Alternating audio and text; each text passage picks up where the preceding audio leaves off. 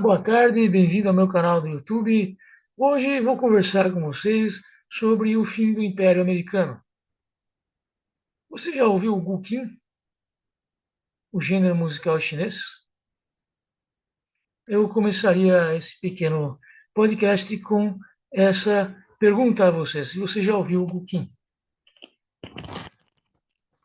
O americano tem como um de seus lastros a superioridade cultural do Ocidente. Beethoven, Shakespeare, Leonardo da Vinci e aí por diante. O Ocidente seria a terra de mais fértil produção artística e intelectual do planeta. E os Estados Unidos, herdeiros dessa tradição, e não apenas isso, salvaguardores dos ideais que permitiram essa produção ocidental. Ideais superiores de liberdade, criatividade e por aí adiante. Um dos lastros do Império Americano é essa superioridade cultural do Ocidente, que tanto se alardeia. Porém, perguntaria eu se isso é mesmo verdade, né?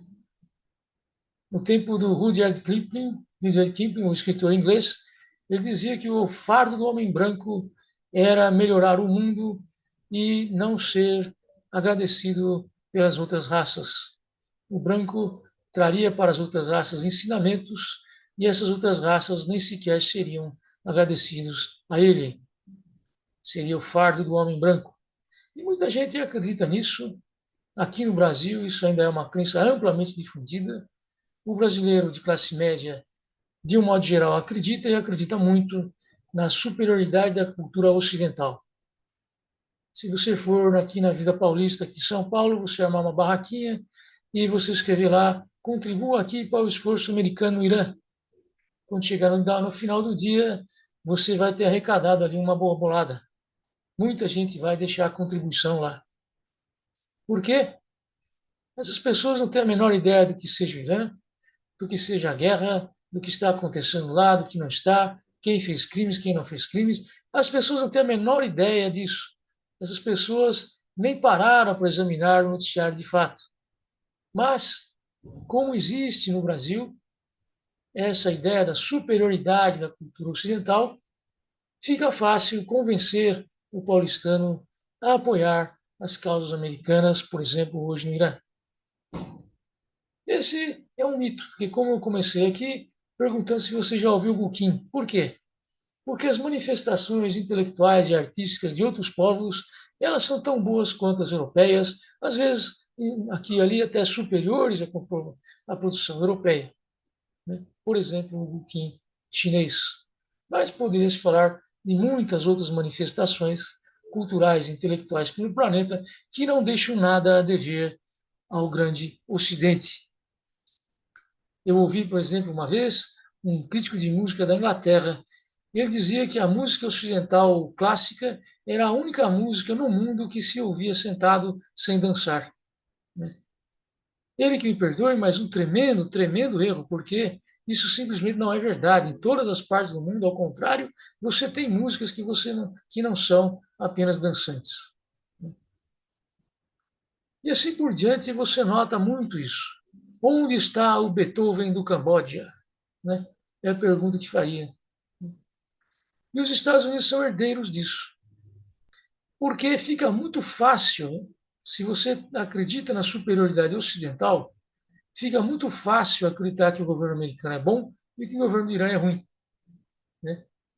Você vê essa guerra, as pessoas vão falar, mas os Estados Unidos cometeram crimes de guerra, os Estados Unidos cometeram isso e aquilo, e aí as pessoas vão dizer, sim, nós acreditamos, nós sabemos, e eles fizeram isso mesmo e aquilo, mas o governo do Irã é muito pior, mas os regimes orientais, de uma geral, são muito piores, então a gente fica com o menos pior, que seria os Estados Unidos. O que acontece? Essas pessoas nem sabem o que aconteceu, o que não aconteceu nessa guerra, porque simplesmente, a princípio, ninguém sabe direito o que aconteceu, né?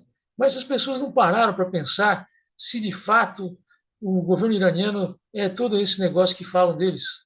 se o regime iraniano é assim tão repressor, se o povo iraniano clama por liberdade e pede que entrem no Irã as tropas americanas e israelenses para libertá-los. Né? Às vezes parece que é isso que se passa, né?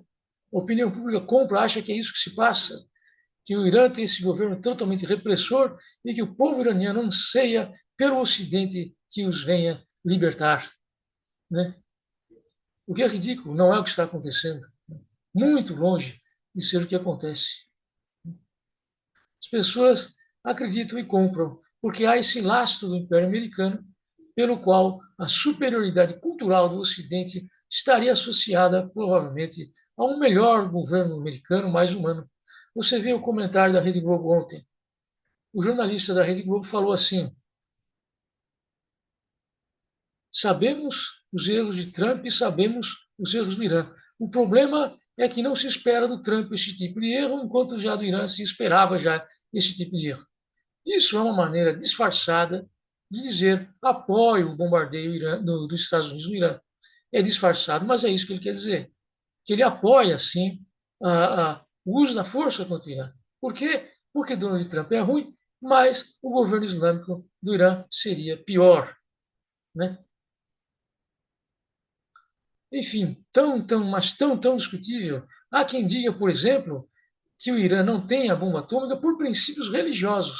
Isso está nas discussões. É possível que o Irã não tenha desenvolvido a bomba atômica por princípios religiosos e não desenvolver uma máquina tão letal. Na verdade, alguma vez você já viu isso na mídia? Algum jornalista da Globo já comentou que existem certos princípios religiosos islâmicos contrários à fabricação de uma bomba atômica? Não, você nunca ouviu. Porque é tudo organizado pró-Estados Unidos. Né? Tudo organizado pró-Estados Unidos, que tem como um de seus lastros, de seu império, a grande superioridade cultural do Ocidente, que muita gente, de fato, compra sem nunca ter ouvido o Kim. Tá certo? Creio eu, no entanto, que os tempos do grande Império Britânico já se foram e que em breve também já se terá ido o tempo do Império Americano. Embora muito provavelmente os Estados Unidos continuem a maior potência do mundo ainda por algum tempo, acredito eu que o Império Americano, a grande influência americana no mundo esteja diminuindo. No Brasil nem tanto, mas em outras partes do mundo provavelmente sim. Inclusive essa ideia da dominância cultural do Ocidente, que muitos orientais inclusive compraram. Né? Se você for na Índia, por exemplo, há muito tempo que a elite indiana adora estudar na Inglaterra ou nos Estados Unidos. É muito comum na Índia as pessoas mais abastadas querem estudar no Ocidente, como que comprando, de certa maneira, essa superioridade ocidental. Quando, na verdade, você tem na Índia tradições fantásticas, na minha opinião, superiores até a tradições ocidentais.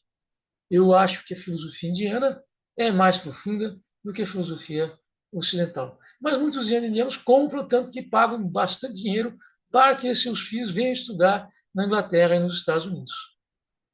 Mas talvez esse tempo esteja se indo. Talvez estamos entrando num outro tempo em que culturas como a indiana e a chinesa passem a ser mais influentes, mais ouvidas pelo mundo, em detrimento da cultura ocidental. De certa maneira, já acontece na África, porque o Islão cresce na África a cada dia. Mais e mais africanos a cada dia se convertem ao islamismo. Não é verdade? Talvez haja uma percepção, não mundial, porque na América Latina muito menos, mas há uma percepção pelo mundo de que essa dominância cultural do Ocidente toda é muito mais um mito do que qualquer outra coisa. Né? Enfim, por exemplo, se você pegar um dos baluartes da cultura ocidental é a psicanálise, porque as pessoas vão dizer que Freud, Lacan, Jung foram as pessoas que mais profundamente entenderam a mente humana. Se na sua cultura você tem pessoas que são as que mais profundamente compreendem a cultura humana, a sua cultura é de longe superior ao resto, certo? E se você tem um governo advindo dessa cultura, tende-se a achar que esse governo também é superior. E por isso que se compra tão fácil que o governo sei lá, de Burkina Faso é inferior. Ibrahim Traoré, Burkina Faso é inferior. É fácil comprar isso, por quê? Porque ele não tá, então tem esse lastro da cultura ocidental, por exemplo. Né? Agora, a pergunta que se faz e que é óbvia, né? Freud e Lacan são mais profundos? Têm uma visão da vida, da existência mais profunda do que a filosofia indiana ou chinesa, por exemplo? Jamais. Correto? Jamais. Os indianos têm, diria eu, que larga superioridade no que tange aos problemas existenciais das pessoas. E os chineses também, e provavelmente a África também. Né? Eu acho que essa ideia de que a psicanálise foi desenvolvida por mentes ocidentais mais sensíveis, mais inteligentes, mais cultas, etc. e tal, e que, portanto, é uma profundidade que outras culturas não alcançam, isso é puro mito, mas puro, puro mito.